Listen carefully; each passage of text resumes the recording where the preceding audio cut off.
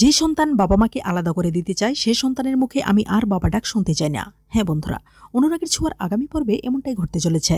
Big বং রেস্টুরেন্টে যখন সবাই মিলে আনন্দ করতে থাকে তখন রূপা একটু আড়ালে গিয়ে আরিয়ানের সাথে কথা বলতে থাকলে সোনা সেটা দেখতে পেয়ে দ্রুত সেখানে চলে যায় আর রূপাকে উল্টাপাল্টা কথা বলতে থাকে।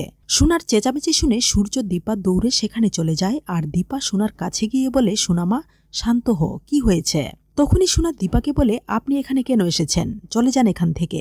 এই বলে দীপাকে ধাক্কা মেরে ফেলে দেওয়ায় রূপা সোনার গালে কষিয়ে চর বসিয়ে দেয়। সোনা রেগে গিয়ে বলে, তুমি আমাকে কেন মারলে?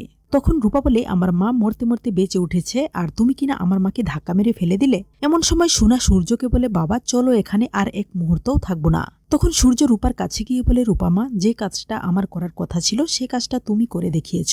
এমন সময় সোনা সূর্যকে বলে, বাবা এসব তুমি কি বলছ? তখনই সূর্য সোনাকে বলে, যে সন্তান বাবা মাকে আলাদা করে দিতে চায় সে সন্তানের মুখে আমি আর বাবা ডাক শুনতে চাই না, তাই তোর যেখানে খুশি চলে যেতে পারিস।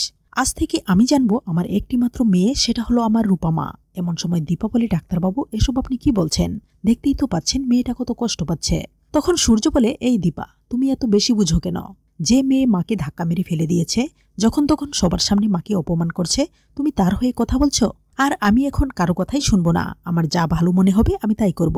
আর এখানে সবার সামনে আমি একটা কথা বলছি, সেটা হলো পৃথিবীর কোনো শক্তি দীপাকে আমার কাছ থেকে আলাদা করতে পারবে না। সূর্যর এমন কথা শুনে সোনাও মনে মনে প্রতিজ্ঞা করে, বাবা আর মাকে আমি কোনো দিনও এক হতে দেব না। তো বন্ধুরা, তোমাদের কি মনে হয় এত কিছুর পরও কি সোনার শিক্ষা হবে না? জানিয়ে দাও কমেন্ট করে। ধন্যবাদ।